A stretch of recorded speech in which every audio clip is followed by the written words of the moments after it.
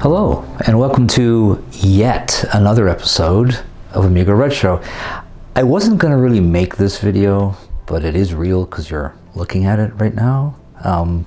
Just a curiosity, and just as a disclaimer, anything I am about to perform on the accelerator card that lies within can be undone. It can be reverted back to the original. If only I could speak today, I will try to be better. But anyway, this is just a curiosity. What it is, I have the ACA 630, which I showed you in my last video, the accelerator card from Individual Computers from 2012, I believe. I have the 25 megahertz variant. Apparently they did make a 30. So I'm curious, can I get it to 30?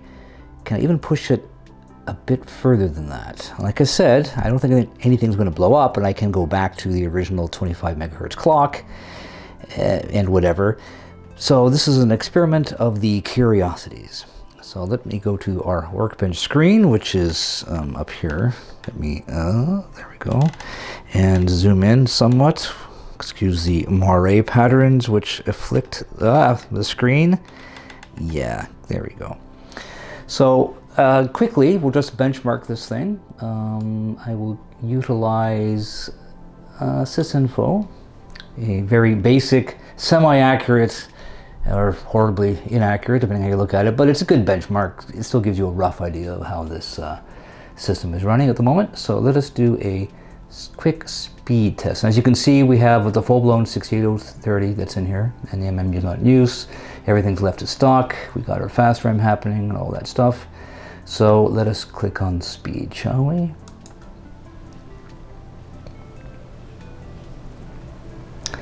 And we get a whopping 5.89, sometimes 5.90 MFLOPS. So, I mean MIPS. I don't have a, what am I saying? What am I saying? I have failed. One moment, please.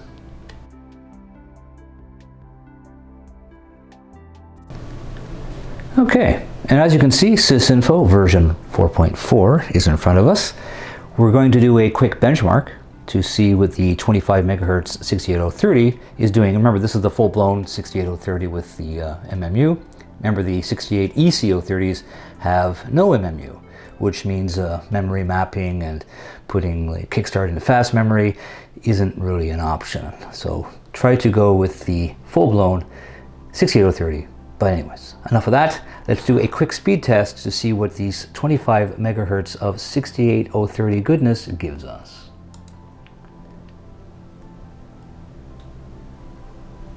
Okay, 5.89 MIPS. Of course, no MFLOPS because there is no math coprocessor in here at the moment. And that's about right. I've run it a few times. I get anywhere between 0.89 or 0.90. It doesn't really make a huge difference. And we do have the 32 megabytes of fast RAM. So this is what we're going to be going against. And out of curiosity, we will also run AIBB, the Amiga benchmark.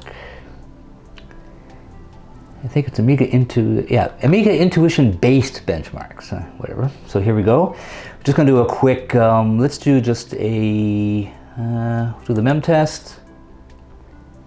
And I'm comparing it against a 68030 like in an A3000 at 25 megahertz, basically the same, CPU. And we're, in the mem test, we're actually running almost 50% faster at the same clock speed. And we also do the instruction test. And any second now. Yep, over 3 million instructions per second, right here. And we're just over 25%, almost 30% faster than an A3000 at 25 megahertz with the 68030. So you can see the card is faster than even, you know, a similarly spec'd processor in an Amiga 3000. In an Amiga 3000. Yes. So let's just quit this. Okay, so we have our benchmarks, and now what we're going to do is do the upgrade. Remember, it is reversible, so this will be a non-destructive event. If only my white balance was more white, but I guess it's the lighting in my apartment. So first things first, I should turn this off before I open this up. One moment as I do that. Okay. Let me get this more in frame. There we go. So I'm going to take the top off. I already disconnected the keyboard. And then I will remove this gently without breaking it. I hate these connectors. They're like a floppy connector for the keyboard, and they're a pain to get off.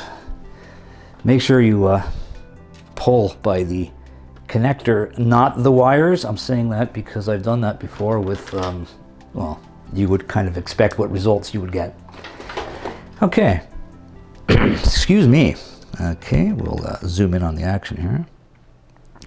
So right there, if I can get this thing to move without making you seasick, that is the ACA 68030, which was mentioned in the last short video that I had in November, I believe. So we're going to take this off, and I'll join you at that time. Okay, I need to zoom out slightly. I said zoom out slightly. There we go. Sorry about the creaking of the camera tripod. So this is a 68030, the ACA 6830 actually. No, wait, it's the 630.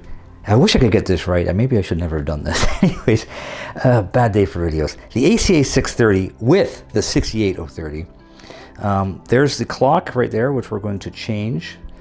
And underneath here is the CPU. So I'm going to take this off, and this is actually a really nice heatsink here. But I'm going to take this off, and we will just, we shall see what lurks within. So all we have to do is take off this one, and that one. These are just the back supports for the card itself. So I'm in frame again. So let's remove these. And they're a nice solid screw, Allen head key. And this side here. So, of course, I will finish them by hand and have them roll around, because that's exactly what they'll do. And take the top off. Are we ready? Yes, we are. Oh, okay. It's got a heatsink transfer material of some kind right here. It's a very thin piece of metal. I'm not sure if it's actually just, it's actually, you know how you can get that like that grizzly kind of, that's not what this is, because that was before that, but you know, the heatsink, the fabric-y type heatsink transfer, just this very thin piece of metal. I don't know, but regardless, I'm tend to blab again. We will put this back on later, so I'll put this over here. Okay. So this is, if I orientate this correctly, and yes, I did overpronounce that, that is a full-blown 68030 running at 25 megahertz. So first thing we're going to do is I'm going to replace that with this 60, I don't know if you can see it through the glare or not, right about there, the 68030 40 megahertz. So that will give us the correct temperature, you know, tolerance, I guess, for overclocking it to 30 or 33 megahertz if we're so lucky. And hopefully it's stable. And yeah, anyway, before I get carried away too much. So what we're going to do first is I'm going to remove this, install this processor, and just put it back into the A600 to make sure it still works without modifying the crystal, which this will be coming out. And I will be putting a socket here in its place, and then these are the two oscillators. One's a 66 and this one is a 60. So I'm going to do the 60 first and then try the 66 after. Now, I don't know how successful this will be even at 30, even though they have come in the 30 megahertz variants. They might have slightly overclocked this, thus the heatsink and the extra piece of heat transfer metal that you put here. It all depends on the circuitry in here, if it will be able to handle the higher clock speed, so the memory bus, all of that fun stuff, if it can actually be clocked. Now the crystal that's on here is 50 megahertz. So because it runs at 25, it's basically having that. So half of 50 is 25. So if I put the 60 in, that'll give me 30. If I put the 66, if it tolerates that, it'll give me 33 megahertz, and that's as high up as I'll go if I am so lucky, but I don't know. That's why I want to make this as reversible as possible. Anyways, I'm going on again. So let us remove this and put in this. Push it out of the way in its place and make sure it works. So I will get the special tool that we need. Let me move you out of there. Oh, that happened again. Let me try not to trip over the tripod. Whatever, too late for that. Okay, so I'm going to attempt on camera to, now this is very reflectively, especially too close. This is a special tool for these PGA type tests, PGA, pin grade array, pin grade, oh God, I'm horrible. Pin grade, cut. Let me try this again. Pin grid array, PGA, which these things are. So let me just put this in here and let me try to make sure it finds it. And now you just pry up on it. So now it's in there. I'll twin it around here between the pins. I'm not sure how well you can see that. And then you just pry up. And I like to do it. Now I can't really get to the other corners because of these, these standoffs are in the way, so I'll have to do it from the other side. I will try to keep this as much in frame as possible. And then gently pry up on both sides until you succeed. Okay. And let me try this again. There we go. Ah, it's definitely out. Okay. And as you can see, all the pins are still intact. No damage, as you would say. So this one here, if I could put it in camera, is going to be replaced. So let me unwrap the other one. This one, I will install it. I will be right back. Yes, I was about to throw in this processor. I noticed they actually have a piece of rubber tubing cut here. I think the reason why they have that in there is to raise the height of this processor so it, gets enough pressure when you put on the heatsink here. So as long as I mind what, where are we here? Pin 1, which is, if I could even see, there we go. Pin 1 is, you can't see, I'm sorry about that. Pin 1 is right here, as donated on the board. There's a mark there, like a square. So that means the chip would go on like this. If I get this wrong, this would be a very short video because the processor would have died a horrible death, probably along with everything else. And let's try not to do that, shall we? I will, yeah, sorry about that. So I'm going to install this processor here into there. I shall return. Okay, as you can see, the older processor is out. I'm not sure how much that will focus. The 25 megahertz 68030 here. And on the board, there it is installed. And you can see right there that square. Let me get a pointer device here. Yeah, it's marked right where the, right there on the board. So you know that's pin 1 of the processor. And like I said, if you plug that in wrong, you will find out. You may not want to, but you will. Okay, so I'm not going to bother putting the heatsink back on for this quick test. It should run fine for a while before it'll become too hot or unstable, just to see if it works with that processor and do a quick benchmark and see if everything's okay. So let me throw it back into the 600 and I will be back. Okay, it has booted. I got scared off camera. It didn't do anything. I got a black screen, but I'm not using the hold down screws. The socket wasn't completely seated, so crisis averted, thank God, because I don't have any more of these lying around. I don't like destroying stuff, not too much anyways, unless it's on purpose, but this is not one of them. Anyway, let's make sure everything still works fine. So let's quickly go to sysinfo, do our speed test, and we should be around the, what is it, 5.89. So obviously it's going to behave the same because it's the same clock, and as you can see, it's 25 megahertz like before. Everything else will be the same. Same idea with AIBB, which we have seen before. If I quickly do the, what do you call here, the mem test. Yep, but 1.5, close. And then the instruction test, I think it was 1.28 last time. And we should be obviously in the same area as before, which we are. So at least it still works. And the good thing too is this should technically, even if I leave it as is, run a bit cooler, because it is a 40 megahertz 68030 from the factory versus the 25 that was in there. And plus also it's got the slightly more conductive gold plated shield, if it's gold plated, whatever, metal covering on the top, which will even help better with heat dissipation once it's installed with a heatsink. Yes, there we go. Sorry about it, man, today. I can't speak. I don't know why. It's not my fault. But anyway, so I'm going to power everything off, take this off, and then we're going to I'll show you what we're going to do with this oscillator here, which is the 50 megahertz. I do have a spare one, so the legs will be a bit longer for the socket than using this one, because I find that their legs being so short don't fit well into these machined pin sockets very well. You need longer leads. And yeah, exactly. So let us get that done. So I'll just power everything off and I'll be right back.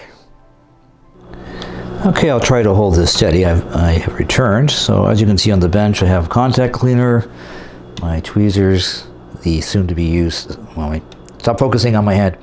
Over there is the socket and crystals, the solder sucker, which I may be able to use, and like I'm not sure if I'm going to use it yet or not, and of course the soldering station, and then of course the patient right down there, and of course I have my flux with the plunger haphazardly falling out of the bottom of it. Yes, I love these tools. So anyway, I'll set this up so I don't hit the tripod too much, and we will begin the procedure. Okay, while I wait for the soldering station to warm up, first thing I'm going to try before having to use the desoldering station, this is basically low temperature melt solder.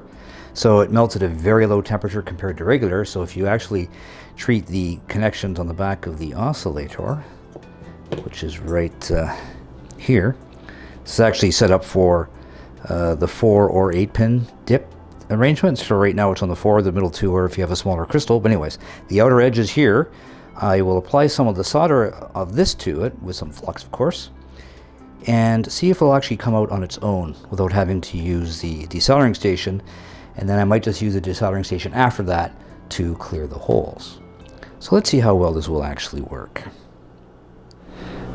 Okay, here goes nothing. I hope I don't hit the tripod too much. We're at 352 degrees Celsius. I don't know why that number is in there, but it's close enough to 350. And well, it's probably in there because I put it like that, but I didn't change it. So let me get a bit of flux happening here. And I will put it on the connectors here. Oop, too much. Wait a second. There's no such thing as too much flux. Okay, so we have the flux there. I have the, whatchamacallit, low melt solder. And I'll try not to get my arm in the way because it's going to be looking right at my arm. This is going to be a bad angle. We'll see. Okay, I'll try not to get my head in the way. Okay, let me try this. Solder there. A big blob just came off, but I can take care of that. Solder there. Solder there.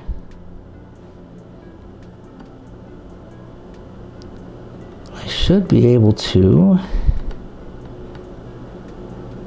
because it stays molten for a bit.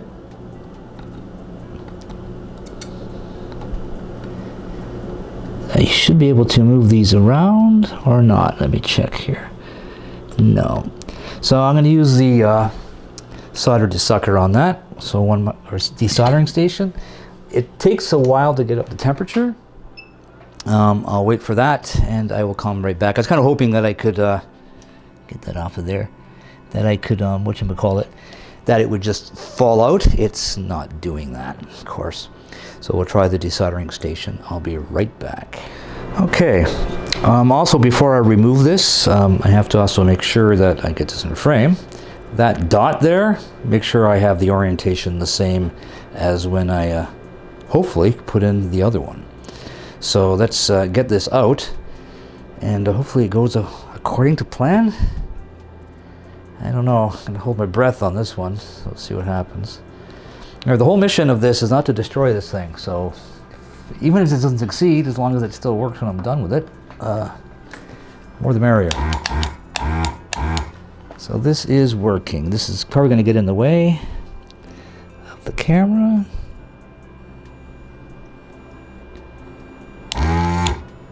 It's one.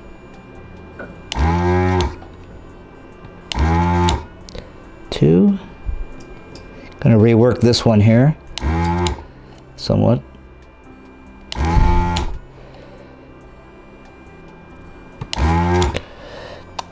That one did not go according to plan. Okay, it looks like it's going to come out. There we go. Get the arm out of the way, sorry. There we go. I removed it quite well. The low melt solder did help. It came off a lot easier. So that's the 50 megahertz crystal right there. And what I'm going to do is clean that up, and put in the socket. And it's pretty clean on this. If I can get in camera, pretty clean on this end as well. You can see that's where you would put the smaller crystal, if you had one, and then of course the larger crystal goes across the whole length of this. Excellent. So we shall do stuff, I guess.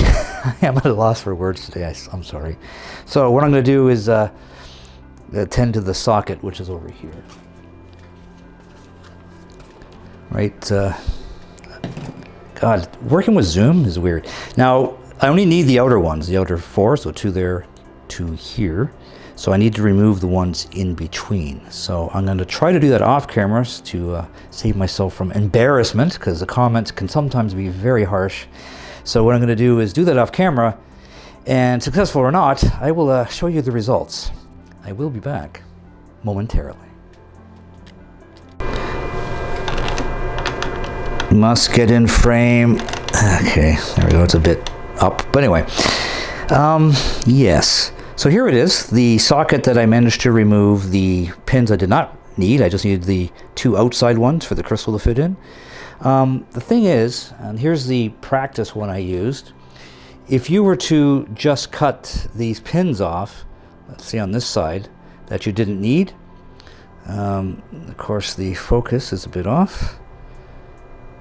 That you didn't need, you risk the danger of, there's still some metal here after you cut these pins off, and even if you try to cut them flush, there's still metal there. I'm worrying, you worry about it scraping the circuit board, cutting traces, causing shorts, other stuff. It's better to get rid of them altogether. Now, what I was originally doing, and I only did it on a few pins, so it worked for me, but not on this scale, because I had to remove, let me see, 12 pins? No, sorry, 10 altogether out of the 14-pin socket here. And get this in focus here. I can't use autofocus because it'll be focusing on everything that's in front of the camera, which I don't want to do. Sorry about that. Okay, so what I was doing before is I would take my soldering iron and then put it through here, and it heats up, and push it all the way through. Well, as you can see at the socket here, this is the way I was doing it before. It pretty much, whoops, it pretty much mutilates the plastic. It might make it like enough, but you can see it's not the greatest looking, especially when you compare it to this one. I mean, look how nice that is there, and even on the bottom, it's oops, let's come back here. It's pretty nice. So I'll show you what I did, and this is a tip you can use to get rid of the pins. These are ideally for the machined round hole ones, which are ideal for crystals because they have round legs. I do prefer dual wipe sockets for chips because they have flat pins, but the round ones you definitely want to use this, especially since the crystals are round as well. But this is ideal for removing the extra round machined pins out of these sockets. So I'll show you how how I would do this. So as you would know, the solder sucker here, which is way out of focus right there, has a hole in it. Does it? Yes, it does. Sorry, I can hold it off to the side here. So it has a hole conveniently there for going over top of the pins and sucking up the solder. So what that's perfect for is I'm going to put that over top of the pins on the bottom of the chip, which I'm dragging all over the place with this hose here. And let me focus back in on the action here, right there. And yeah, and I'll show you how it's done. So it's pretty basic. So you're just going to put this here. You're going to put it over top of a pin. I'll just take the this one here, and then I'm going to. Now it's heated up already. I just don't have to use the suck part because, or the vacuum, I should say, because I'm not. I'm just using the heat to push this pin through. Okay, get this back into focus again. So I will show you how to do it with the desoldering station. Okay, and I'll try to keep this in frame as possible without having the hose drag everything all over the place. Okay, so same idea. I'm going to position this. I got to get close enough. One moment. These glasses of mine are not the most amazing. There we go. Are we still in there? Yes, we're still in frame. So I'm going to put it over top of the edge here. I'm going to heat it up. Now I don't use the vacuum part. It's just using the heat. So I'm going to. Now it just moved here, and then I'm going to push on the end of it any second now.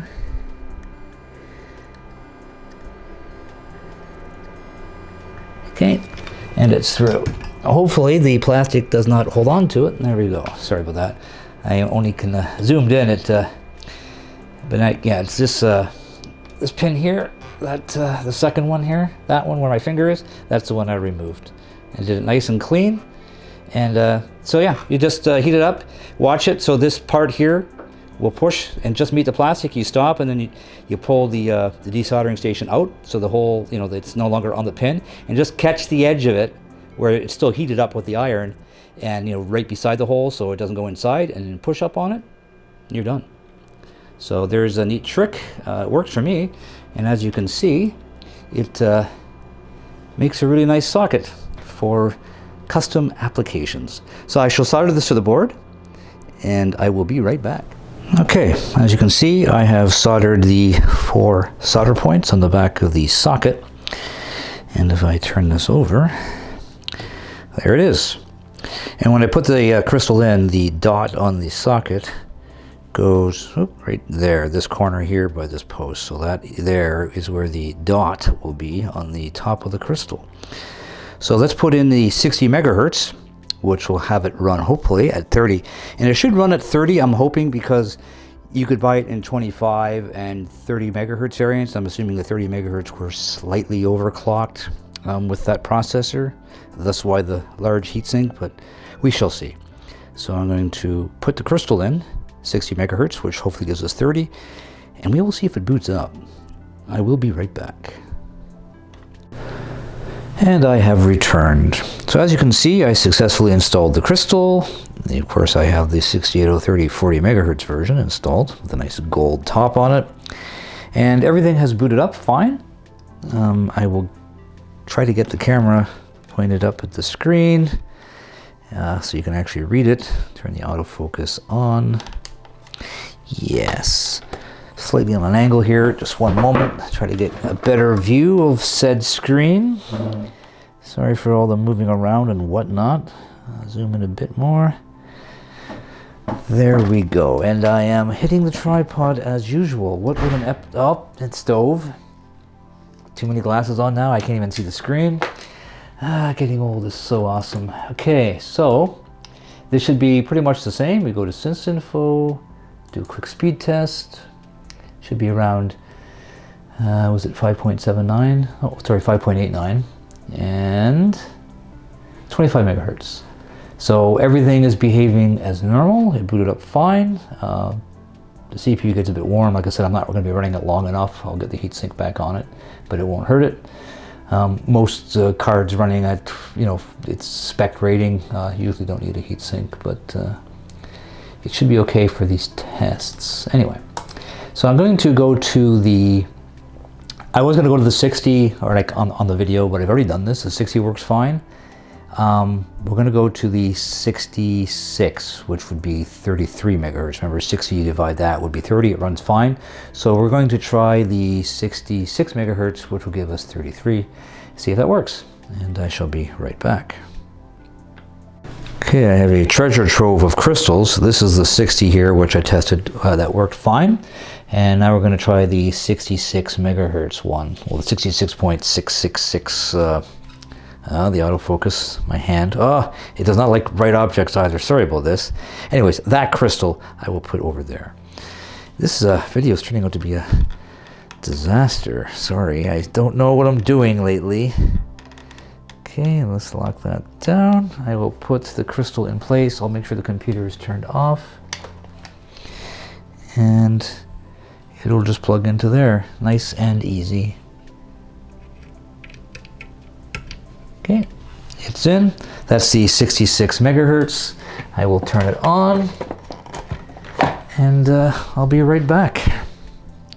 Eventually. Okay, the corner's a bit cut off, but oh well. So we'll go to, back to sysinfo. We were 5.89 last time. Let's see what we're at when we're running at 33 megahertz. Don't mind the fridge. 7.88, I believe, and yes, 34.3, sorry, 34, it reports 30.5 megahertz. So it seems to be running fine. I've done tests. It seems to be relatively stable, but the question is, can we go to the full rated speed of 40 megahertz of this processor on this board as long as the logic lets it? So that would require an 80 megahertz crystal. So let's do that, shall we? I will be right back. And here you have it, the ACA 630 installed with the crystal. I can zoom in for a bit. Whoop, wrong direction, right there. I have a zip tie on it to keep it attached to the socket so it doesn't wiggle its way out. And like I said, if I run into stability issues or any other problems, I can just remove that easily because it's not obstructed by the heatsink, and downclock it to, 30 megahertz or 33. So that should work, because right now it's running at 40 and it seems to be fine. And yes, that pretty much is that. And here we are booting at 40 megahertz. We shall see if we have success. And yes, it seems to be working. So let's go back to sysinfo for a quick speed test, and let's see how many MIPS we get. 9.46, and it reports 42.7 roughly. So I imagine we are running at 40 megahertz, but it reports that. And just to let you know, I've done this actually off camera, and I did some a bunch of tests with AIBB and a bunch of tests with Amiga test kit. Ran it for about 30 minutes, and it runs fine and stable at 40 megahertz. So using the 80 megahertz crystal. So, now the good thing is, I can point this down here. If I do have instability issues, I can easily swap that back, because even with the this on here, there's room without taking it off to change the crystal out. So there you have it. I have gently overclocked this board. Of course, I had to replace the processor, and which I had a couple lying around to enable that, but at least it was socketed. That made it easy. And it seems like the logic on this is be able to handle up to 40 megahertz. Now, I did, out of curiosity, see if it could run at 50. This processor actually has been overclocked to 50 on one of the accelerator boards I had. I'll make this quick. It was running at 50 megahertz fine, but I put a 100 megahertz crystal in this. It wouldn't even boot, and then I got a diagnostic error on the boot screen. It's basically a pre-check that the OS does on the expansion cards, and it failed miserably. So this is as high as I can go. Like I said, if it becomes unstable, I'll drop it down to 33 megahertz, and we should be good. So that's it. Not much of an exciting video. Hopefully I'll have something coming up soon in the new year. Speaking of which, I hope everyone had an awesome holidays, and you have a very, very happy new year. And until next year, literally, I'll see you then. And as always, thanks for watching.